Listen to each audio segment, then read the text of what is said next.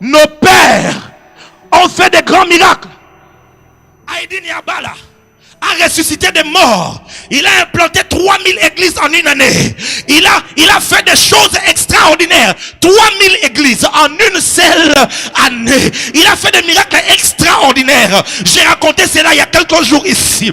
Un jour, je lisais ça dans un livre Né dans le feu qui raconte l'histoire d'Haïdi Niabala.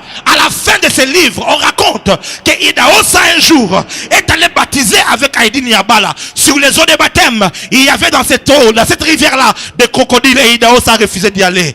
Idahosa a refusé. Et Haïdi Niabala l'a regardé, il a dit homme de peu de foi. Et il est entré dans les eaux. Il a dit au crocodile, sortez un peu, j'ai un travail à faire. Et on a vu les crocodiles sortir des eaux comme ça. Un homme qui était capable de commander au crocodile. Et le crocodile obéissait à sa voix.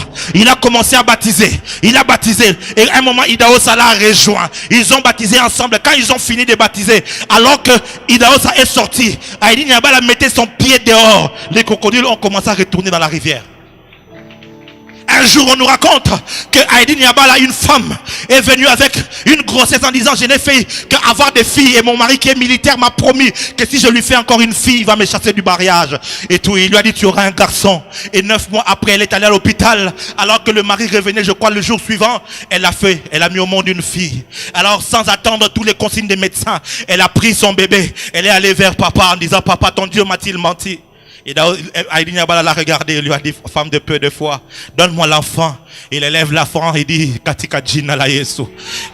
Quand il redonne l'enfant, mes frères et sœurs, l'enfant était un garçon. Mes frères et sœurs, l'enfant était un garçon. On raconte l'histoire. Il est allé prêcher dans la rencontre spéciale de la pneumatologie, où tous les pneumatologues, les experts en matière du Saint-Esprit étaient réunis dans un stade en Allemagne. Les grands docteurs en pneumatologie ont commencé à prêcher. Ils ont prêché.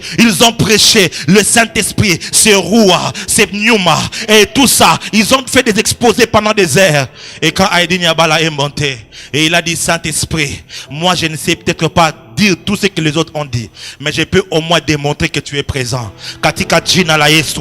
Et les paralytiques ont commencé à marcher. Les aveugles ont commencé à voir. Mes frères et sœurs, Nzambe Malamu est l'une des communautés établies dans toute l'étendue de la République démocratique du Congo. Et répandue dans l'Afrique. Je suis allé en Ouganda. J'ai trouvé Nzambe Malamu au Rwanda, au Burundi.